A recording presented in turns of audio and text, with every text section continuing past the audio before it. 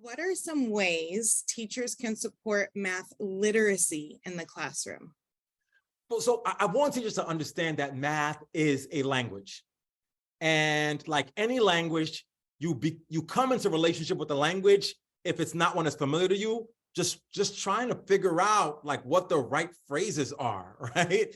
And then through the use of those phrases over time, when you surround yourself in a community of people who are speaking that language, you become more fluent over time.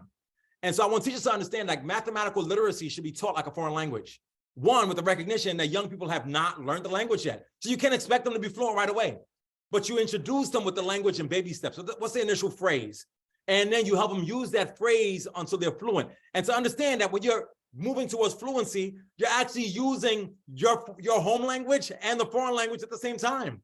And so young folks should be using art, which is what makes them comfortable. And they should be using like whatever subject that they like, and then throwing a little bit of math in there.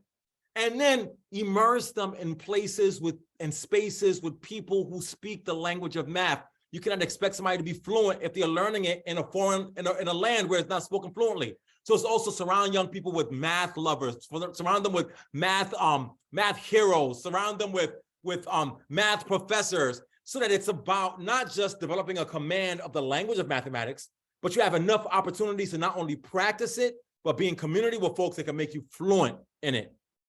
And so people say like math literacy or numeracy all the time, but they don't teach it like a foreign language. And so you can develop numeracy by being specific about the ways that you scaffold young folks up into fluency, the same way you scaffold somebody up into fluency in any foreign language.